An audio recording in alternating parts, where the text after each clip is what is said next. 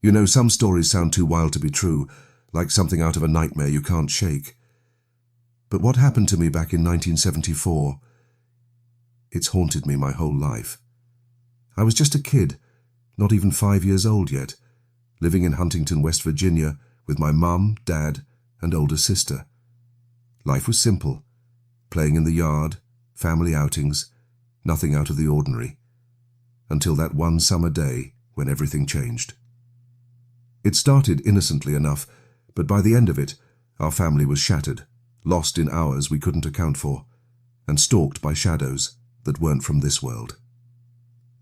It was a warm afternoon, the kind where the sun hangs heavy in the sky and the air buzzes with cicadas. My family piled into our old station wagon for a day trip across the state line into Kentucky. We were heading down County Road 9, a winding stretch of asphalt flanked by thick woods and overgrown fields, to pick blackberries. They grew wild along the roadside back then, free for the taking, and my mum had plans for pies and jams. Dad was behind the wheel, humming some tune on the radio, while my sister and I squabbled in the back seat. I remember staring out the window, watching the trees blur by, when Dad suddenly slowed the car and pointed off to the side. "Look at that," he said with a chuckle. "Some kind of funny spaceship house." I craned my neck to see, and there it was. Tucked back about 150 feet from the road, partially hidden among the trees. It wasn't a house at all, not really. This thing was a flattened oval, like a giant egg squashed down, with a wide rim circling its middle. It sat up on these skinny metal stilts, gleaming in the sunlight like polished aluminum, about 30 feet across maybe, with two small round portholes near the base that looked black as night. No driveway leading up to it, no sidewalk, no power lines snaking in from the poles. Just this eerie, isolated structure plopped in the middle of nowhere. My heart skipped a beat. I'd seen something strange before, a few months earlier, while waiting for a cab with Mum outside the grocery store. A greyish cylinder high in the sky, spinning end over end but not moving an inch, glinting silver under the sun. I'd pointed it out, but Mum just shushed me. Now seeing this, it felt connected, like a puzzle piece clicking into place. But I was too young to understand the dread building in my gut. We drove past, but I couldn't let it go. I begged Dad to turn around, whining until he finally gave in with a sigh. "All right, kiddo, but just a quick look." He pulled over, and the two of us hopped out, leaving Mum and Sis in the car. The ground crunched under our feet as we approached, the air growing thicker, almost heavy with a faint metallic tang. Up close, the thing was even weirder. No doors I could see at first, no windows except those dark portholes. Dad circled it, knocking on the side with his knuckles. The clang echoed loud and hollow, like banging on a giant drum. "Anybody home?" he shouted, his voice carrying into the quiet woods. That's when the voice answered, thin, cracked, high-pitched, like an old record player skipping. "Up here, up here!" We both froze, staring up as a narrow staircase unfolded from the underside, extending down like a tongue lolling out. It was metal, grated, and looked flimsy as hell. Dad scooped me up in his arms, and we climbed sideways, the steps flexing and creaking under our weight. My little hands gripped his shirt tight. Something about this felt wrong, like we were walking into a trap. At the top, a plain silver door swung open on its own, hinged on the left, revealing nothing but brightness inside. We stepped in, and the world shifted. The room was huge, way bigger than it should have been from the outside. Round, seamless, with floors curving up into walls and ceiling, like it was all moulded from one piece of shiny metal. A bright white light filled every inch, sourceless, casting no shadows. In the center sat a figure in an upholstered chair, and as my eyes adjusted, my stomach twisted. It looked like a man, but not quite. Tall and gangly with a big round head, thin arms, and a spindly body. His eyes were huge, black, like an ant's, staring right through us. He wore normal clothes, a green plaid shirt, blue jeans, boots, But when he stood up, towering over us, I blurted out, "He looks like a bug." Dad hushed me sharp. "Don't be rude, Joe." The being didn't seem offended. He motioned us in, his movements jerky and unnatural. Dad, ever the curious type, asked about power, wondering if it was some solar setup. The thing opened low cabinets, showing wires and gadgets that hummed faintly. Then it pointed me to a small pedestal table with a plate of black round things, like cookies, and a heavy tumbler of greenish-yellow goop. "Help yourself," it said in that weird voice. I was hungry from the drive, so I grabbed one of the cookies. Bitter as hell, like chewing on dirt and metal, I spat it out and reached for the drink to wash it down. The cup was clunky, stone-like, needing both hands to lift. One sip of that thick, syrupy liquid, and everything went black. When I came to, terror hit me like ice water. I was on a cold metal table, naked except for my shirt, curled on my left side in a fetal position. I couldn't move, paralyzed from the neck down, only my eyes darting around in panic. Dad sat on a bench in front of me, but he was wrong. Mouth slack, eyes wide and unblinking like a doll. I tried to scream for him, beg him to help, but no sound came out. A bright light beamed down from above, blinding at the edges. Then, into view, stepped another figure, draped in a white smock like a doctor's coat. Its arm, grey skin, smooth with 3 long fingers, held a gleaming stainless steel knife. My mind raced. Monsters. They're going to eat us.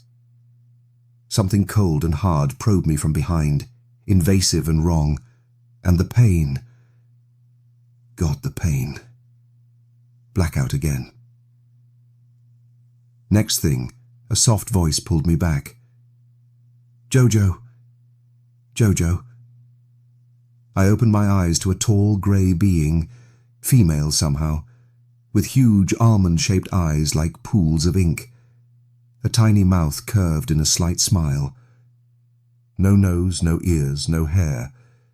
Just this sparkling aura swirling around her head, glittering like stars in a vortex. The air smelled acrid now, like sulphur, with a low mist curling across the floor in hazy twilight. She glided, no legs moving, and helped me up, her presence oddly comforting, telepathic words soothing my fear. "Would you like to see the ship?" she asked in my mind. I nodded, dazed, my thoughts fuzzy like I'd been drugged. We ascended a spiral ramp in the center, her floating effortlessly while I stumbled along. Up top, a massive darkened room under a huge dome, stars twinkling through it like we were in space. But what I saw there, it broke me. 3 dentist-style chairs, each with a cone of light beaming down. In them, Dad, Mum, Sis, all reclined, unmoving, mouths agape, eyes staring blank. Whirlwinds of activity swirled around them, shadowy figures poking, probing. My sister's face, frozen in silent scream, tore at me. "Stop hurting her," I begged the grey. "It's okay," she replied telepathically. "Just a checkup. Just a checkup." Over and over, like a broken record. The ship was impossibly vast inside, dimensions twisting my young mind. Then, snap. Memory wipe or something. Next I knew, I was in the back seat of the car, speeding down the road. Everyone was hysterical. Dad cursing and crying for the first time ever, Mom sobbing, Sis whimpering. Through the rear window, a bright light chased us, 2 silhouettes in the heavy, stinking air. We got home at 2 a.m., what should have been a short trip stretching over 10 lost hours. We collapsed in a heap on the living room floor, exhausted and broken. After that I couldn't stop drawing it. The ship, the beings. Dad destroyed every sketch, silencing me. I blabbed to everyone, kindergarten kids, cousins. Once my cousins asked Dad if it was true. He nodded, just once, his face pale, but word spread and trouble followed. Weeks later, After school, a man in a dark brown suit and mirrored sunglasses pulled up. He talked to Dad privately, then left. Dad came out raging, tears in his eyes. "Stop talking about it, Joe. They'll split us up, lock us in the nut house." I buried it all then, deep down for years. But the encounters never stopped. UFOs in the sky, visits in the night. I grew up, became an artist, pouring those horrors into my paintings. If you dig deep, you'll find stories like mine aren't unique. 334C. Preston Dennett's book, Onboard UFO Encounters, lays it all out. Real accounts that chill you to the bone, 7574D. Some nights, I still feel those black eyes watching. And I wonder, what if they're coming back? What if that checkup was just the beginning? If you're out on a lonely road and spot something strange glinting in the trees, turn around. Because some doors, once opened, let in things you can't ever shut out. You know, there are places on this earth that feel like thin spots, where the veil between our world and whatever lies beyond it frays just enough to let something slip through, the kind of spots that whisper warnings in the wind, where the stars hang too low and the shadows stretch too long. Up in the rugged Pennines of northern England, those ancient hills have swallowed secrets for centuries, and across the ocean, in the tangled woods of Indiana, quiet suburbs hide horrors that no amount of streetlights can chase away. These aren't campfire tales spun for chills. These are accounts from folks who stared into the abyss, and it stared right back. Two stories, worlds apart, but stitched together by the same icy dread. Lights in the sky that aren't stars, voices in your head that aren't yours, and hours that vanish like smoke. If you're listening late at night, with the house creaking around you, maybe keep the lights on, because once you hear this, you might start wondering what's hovering just beyond your window.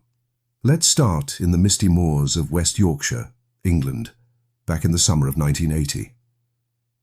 Todmorden, a sleepy market town cradled in the upper Calder Valley, where the air tastes of coal dust and damp earth.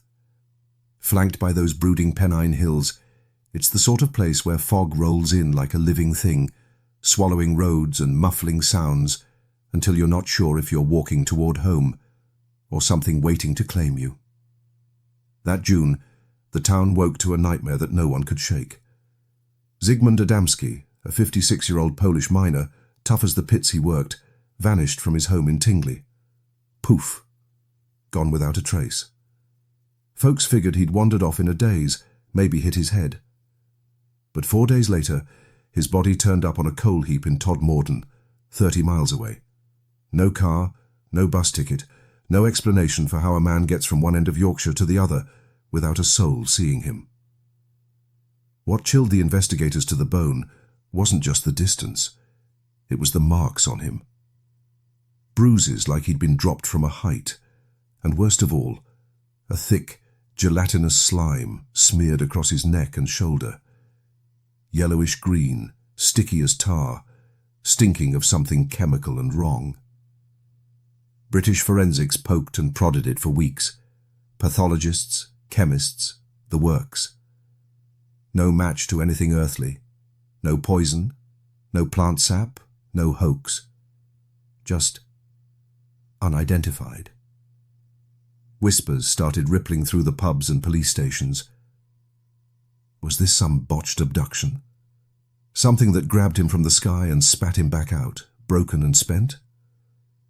PC Alan Godfrey, a beat cop with a no-nonsense moustache and eyes that had seen their share of drunks and domestics, was first on the scene that day. He stared at Adamski's body under the grey sky, the slime glinting wet in the drizzle, and felt a knot twist in his gut. "This ain't right," he muttered to his partner. Little did he know the hills were watching, and they had plans for him. Fast forward 5 months. November 28th, 1980. Cold as a grave, the kind of night where your breath hangs like a ghost. Godfrey's out on patrol, cruising Burnley Road in his Panda car, the headlights cutting weak beams through the thickening fog. It's just past 5 a.m.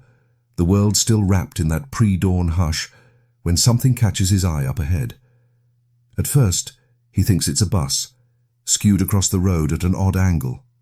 Lights off, silent as death. He eases closer, engine rumbling low, but as the fog parts, it's no bus. Hovering there, maybe 5 feet off the ground, is a diamond-shaped thing, white as bone, spinning slow with a low hum that vibrates through the car's frame. 20 feet wide if it was an inch, dome-topped and seamless, like it was carved from some other world's metal. No props, no wings, just defying gravity. Godfrey's hand goes to the radio, heart thudding against his ribs. "Control, this is Golf Delta. Got a..." Static. Dead air. The engine coughs. Dies. He pumps the ignition. Nothing. The thing's glow pulses brighter, bathing the road in an unnatural white that makes the fog swirl like smoke from a dying fire. He grabs his notebook, scribbles a quick sketch, thinking maybe it's a drill or a prank. But then, a voice. Not from outside, but inside his skull, sharp and cold as a scalpel. "You should not be seeing this. This is not for your eyes." Panic claws up his throat. He fumbles for the door, but a flash hits, blinding, searing like staring into the sun through shattered glass. The world tilts, spins, and goes black. When awareness trickles back, it's like surfacing from deep water, lungs burning. 20 minutes gone. He's not where he blacked out. His car's parked neat 100 yards down the road, engine ticking cool as if it had been off for hours. No memory of driving, no tracks in the mud. His body aches, deep and wrong. Red welts bloom across his skin like sunburn from the inside out. And his foot. Christ, his foot throbs like it's been crushed. He glances down. New boots, polished that morning. Scuffed and torn like they'd been dragged through gravel for miles. But the road's clean. No drag marks. Just him, alone in the creeping dawn, with the hills looming silent. Back at the station, the lads rib him mercilessly. "Lost your bottle, Al? Chasing sheep again?" He bites it down. Doesn't file the report. Cops don't chase fairy tales. But that afternoon, alone in the locker room, a flash hits him. Not light, but memory. The thing vanishing in a whirl of mist. That voice echoing, "Not for your eyes." Shakes him so bad he drops his mug, coffee splashing hot across his knuckles. Next morning a call comes in. An anonymous tip. Some farmer babbling about a glowing egg in the sky over the moors. Matches Godfrey's sketch to the letter. He files the report then, voice steady but hands trembling. Turns out he's not alone. 3 other coppers, out hunting stolen bikes on the moors 20 minutes earlier, clocked the same beast, hovering, then zipping toward Todmorden like it had a destination. They radioed it in, even rang Bradford Airport to rule out choppers or jets. Clean. Nothing in the logs. And another officer? Swears he saw a streak of light arcing over the valley that night, silent as a sigh. With witnesses stacking up like kindling, Godfrey can't deny it anymore. But the real horror's just starting. Under hypnosis a year later, hooked to an ECG, Dr. Joseph Jaffe watching his vitals spike like a runaway train, Godfrey cracks open. He remembers stepping out, the beam yanking him skyward, floating, weightless, through a seamless hatch into a room that hums with power.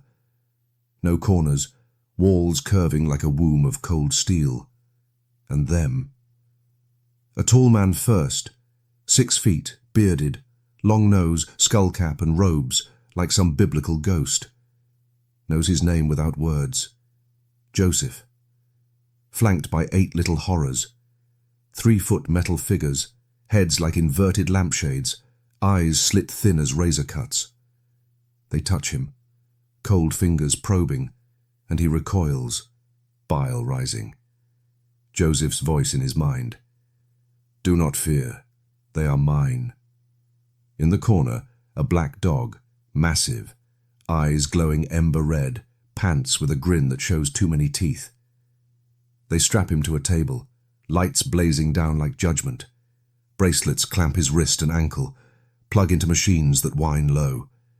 A sickly sweet stench fills his nose, lights strobe, and it's like drowning in ether. Visions of his past flickering. Childhood nights with a fireball hovering over his bed, whispering secrets he couldn't grasp. Questions flood his brain, invasive as surgery. Who are you? What do you fear? Joseph's face looms. We have met before. Pain lances his skull, then eases to a dull throb. They peel off his boot, prod the foot. Later, the doc says the damage matches a high heat scrape, not earthly. 20 minutes accounted for. But the cost? Godfrey wakes from trance sweating, heart hammering so wild Jaffe has to slap him back to earth. Life unravels after. He was sterile, kicked in a brawl years back. Doc said no more kids. But weeks later, his wife sees a flash outside their window, bright as magnesium. 9 months on? She's pregnant. A miracle, they call it. The force? They boot him out.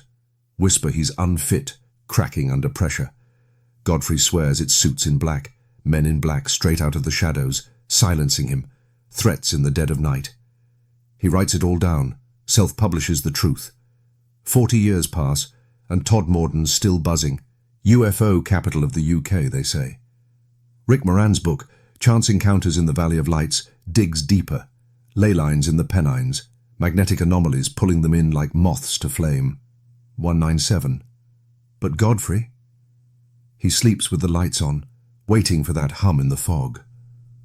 Wondering if Joseph's coming back for round 2.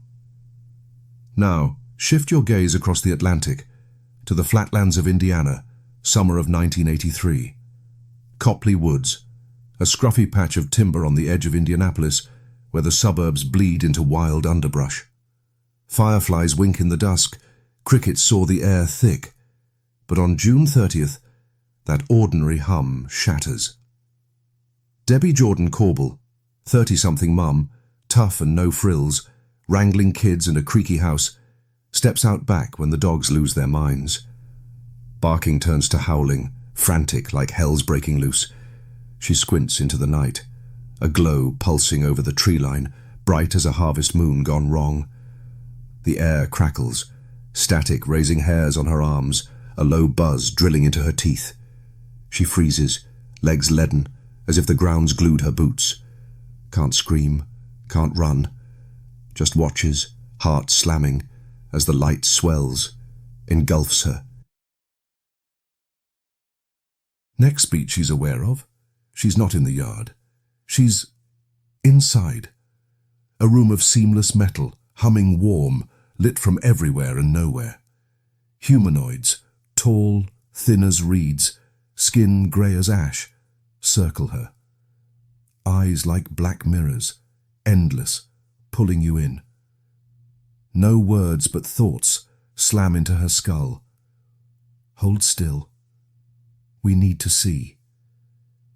Fingers, long, cool, trace her scalp, her arms, lingering on her belly with a tenderness that twists into terror. A leader steps forward, device in hand. Slim, needle-tipped, flashing blue-white bursts. Pain blooms low, not sharp, but deep, like roots burrowing. They're taking something. An egg? A memory? She doesn't know, but the ache lingers, a hollow theft. Telepathic whispers. You'll remember when it's time. Then drop. Back in the yard, knees buckling, the light winking out like a snuffed candle. Clock says hours passed. 2, 3. The grass under her feet's flattened flat, a perfect circle 20 feet wide, dusted with powder fine as talc, iridescent. Testing shows no earthly match. Days blur after. Nosebleeds streak her pillow crimson. Fatigue sinks hooks into her bones. She sleeps 16 hours, wakes drained. Dreams claw in. Those eyes, staring through her soul, replaying the probe like a loop from hell. She tells no one at first. Cops laugh it off. Docs prescribe rest. But the marks? Faint scars on her abdomen, like needle pricks from a ghost syringe. Under hypnosis years on, Bud Hopkins, the abduction guru, guiding her voice steady, she unravels it all. Not just 83. Childhood flashes, lights in her room, small hands tugging her from bed. A pattern etched in her blood. The beings, not invaders, but familiars, watching, waiting, harvesting pieces of her life like a crop no one asked for. Copley Woods stays quiet after, but Debbie's voice doesn't. She writes it out. Abducted, the story of the intruders continues, lays bare the terror for anyone brave enough to read. 609 F3. Nosebleeds fade, but the dreams? They sharpen. She speaks at conferences, eyes haunted, warning, they're not done. And on still Indiana nights, when the dogs go mad again, folks glance at the woods, wondering if that hum's starting up. If the circle's waiting to swallow someone new, medium.com. 2 spots on the map, oceans apart, but the thread's the same. Lights that blind, voices that command, time that steals your breath. Pennine's fog or Midwest timber doesn't matter. They're out there, drawn to the quiet ones, the ones who look up. If you're driving a lonely road at dawn, or stepping into your backyard under unfamiliar stars, listen close. For that hum, that flash. Because some encounters don't end when you wake up sweating. They just wait. And if the hills or the woods ever whisper your name, run. Or better yet, don't look up at all. You know, there's something about those quiet country mornings, the kind where the world's still half asleep, dew clinging to the grass like tears, and the only sound is your own breath fogging the air.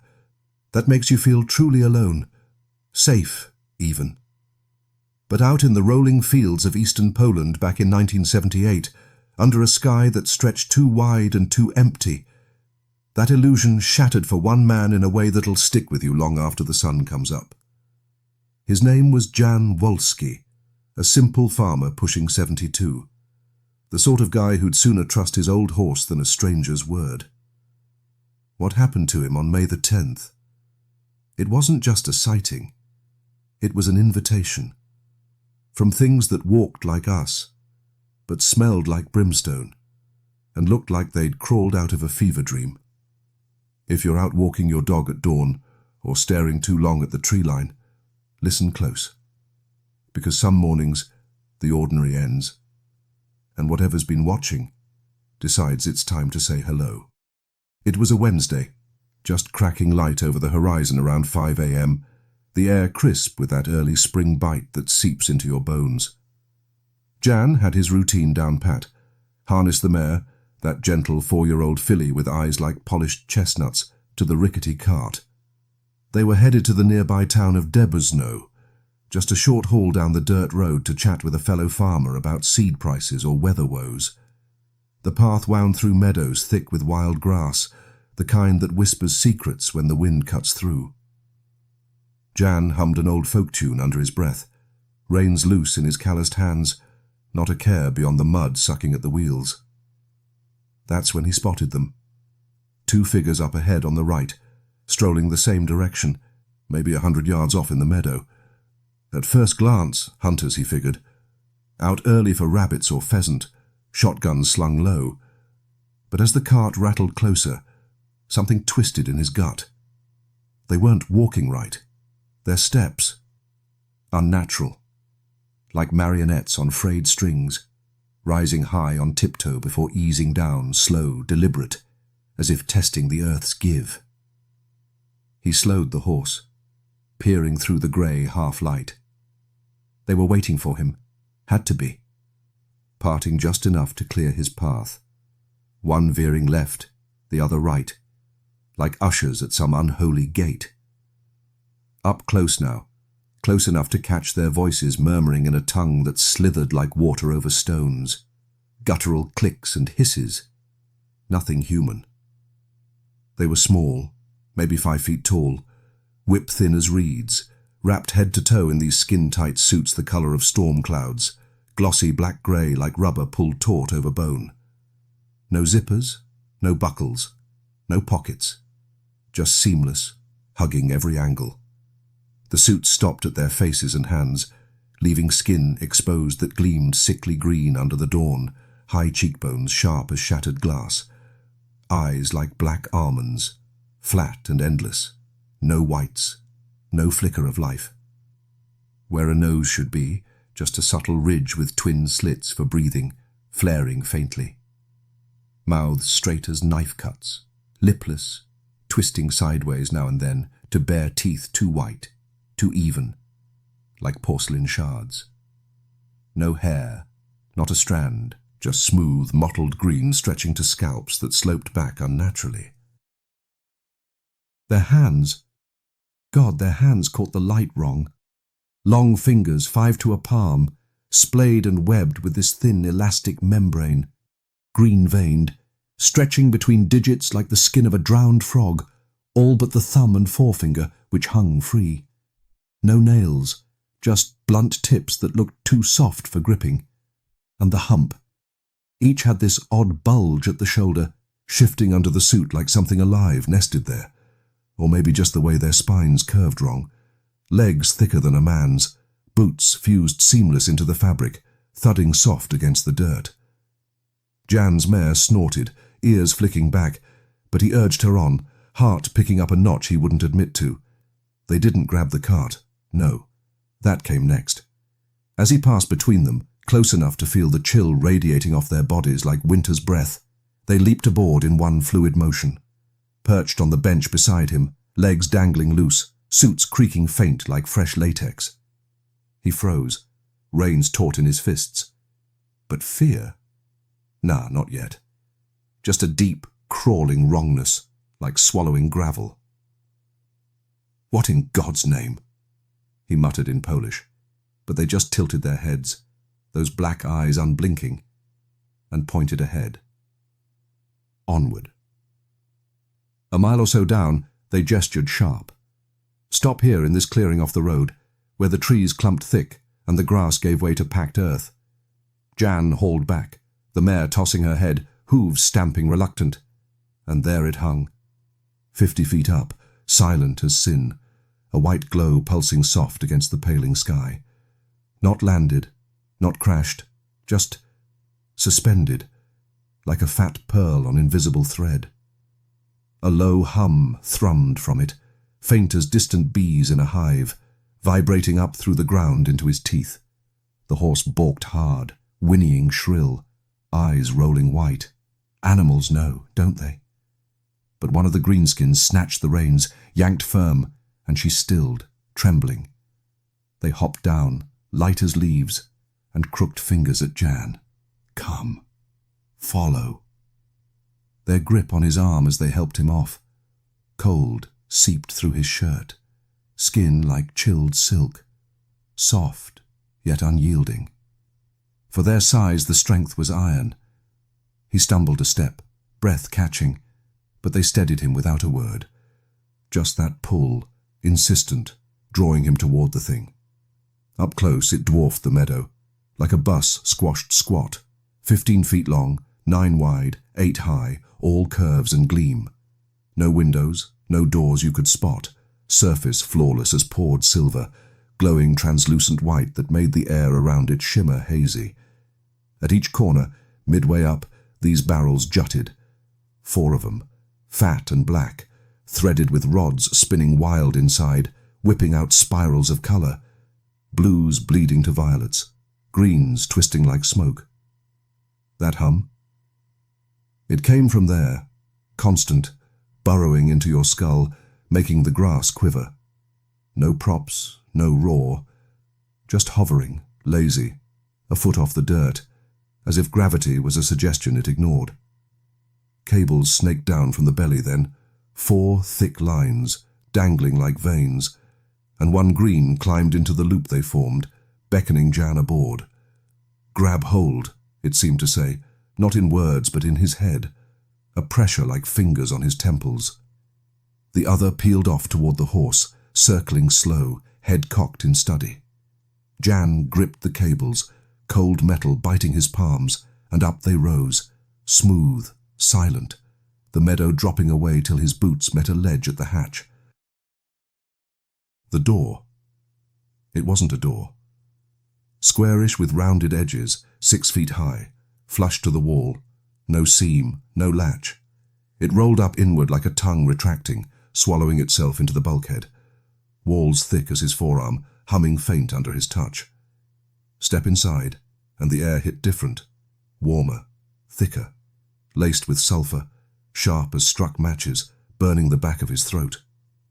2 more waited there, twins to the first pair, faces impassive under the glow. One munched on something crystalline, like an icicle snapped crisp, broke off a shard, offered it with a tilt of that lipless mouth. Jan waved it off, stomach turning. The chamber stretched rectangular, lit only by daylight spilling through the open hatch, casting long shadows that didn't quite fit. Grey-black walls, polished to a mirror sheen, hard as glass but warm, curving seamless into a floor that gleamed underfoot. Seats hunkered in a row, upholstered odd, linked by black cables snaking between like umbilical cords. Ceiling low, 6 feet maybe, crossed by twin black tubes pulsing faint blue. No doors beyond, no hum of engines, just that endless buzz, and the greenskin's stench clinging. Days later it'd haunt his coat like a curse. Telepathy nudged him then. Undress. All of it. Bare as the day he was born. He complied, gooseflesh rising in the unnatural warmth, those black eyes cataloguing every scar, every wrinkle. Discs came next, grey saucers, suctioned to his palms with a wet pop, vibrating low as they hummed to life. They roamed him, side to side, front to back, a methodical sweep that prickled like static over bone. Photographing, he thought, or scanning, peeling him open without a blade. The sulphur thickened, choking, as they poked at his mouth, prying jaws wide to probe tongue and teeth. His belt fascinated them most, leather trousers, simple farmer's gear. They unbuckled and rebuckled it 6 times, murmuring that alien chatter, fingers tracing the hide like it was scripture. All the while, the 5th one paced, jabbing a black rod, shrinking from pen-tip to foot long, into wall holes, twisting like keys in forbidden locks. Click, whir, click, and on the floor, crows. Black birds, maybe a dozen, scattered like fallen leaves. Heads twitched, eyes gleamed alive, but bodies frozen stiff, paralyzed mid-stride. The greenskins ignored them, but Jan's skin crawled. Drones? Scouts? Or something worse, waiting to take wing? Dressed at last, he bowed awkward, tipping his cap in old-world courtesy, and their mouths twisted, smiles or sneers he couldn't tell. Down the cables back to earth, the meadow hushed now, hum fading to memory. The horse grazed calm, the other green already aboard the cart, waiting. Jan climbed up, snapped the reins, and rattled homeward, the sun cresting full now, mocking the chill in his veins. He made the farm, stumbled inside, and crashed. Hours lost to a sleep heavy as lead, dreams flickering with green faces and spinning rods. Woke shaking, told the family in hushed tones over bread and milk. Shock hit hard after, headaches that throbbed like fresh wounds, nights staring at the ceiling, waiting for that buzz. Word spread quiet at first, sons and neighbours tromping the clearing, finding nothing but echoes. Then the marks, footprints, 3 sets, rectangular soles, longer than a man's by an inch. Soil scooped spherical beneath like something heavy had punched down soft. Corn stalks uprooted clean. No tear, just lifted. Investigators came weeks on, led by Sławomir Zajączek, a UFO sleuth with a notebook and no illusions. Tests on Jan. Heart steady, eyes sharp, mind clear as a bell for his years. No lies in his voice, no fantasies in his stare. Psychologist nodded. Truthful, objective, no suggestible cracks. He believes it, the report read. And why wouldn't he? But he wasn't alone that morning. 3/4 mile off, on a neighbour's spread, 2 kids, 6 and 4, grubby-kneed and wild, played in the yard when it roared over. Mom, inside, flipping eggs, froze at the blast, like thunder cracking too close. Rushed out, kids fine, but the boy tugged her sleeve. "Mama, a bus in the sky, low as the barn, 1 window, pilot inside, grey suit, green face, staring." She shushed him, but the seed was planted. Echoes of Jan's tale. Years later, Jan spoke at the 5th Polish UFO conference, voice gravel rough but steady, green eyes haunting the crowd. Did his story crack the dam? From 78 to 89, as the Iron Curtain rusted and fell, reports flooded in. Over 400 logged, 79 the frenzy. Skies alive with lights no regime could hush. FD3. Emilsin got its marker. A UFO monument squatting in the meadow, rusting under the same wide sky, drawing seekers who whisper Jan's name like a prayer, E8D51. But on those dew-kissed dawns, when the mist clings low and the birds go suddenly still, you wonder, were those crows real? Or waiting, wings folded, for the next cart rattling by? If you're ever out in the fields at first light, reins in hand, or just a walk to clear your head, listen for the hum. Feel for that pull in your skull, because some invitations don't come with a knock. They just arrive. And once you're aboard, brother, there's no waving them off. Keep your eyes on the road, and maybe, just maybe, don't look up.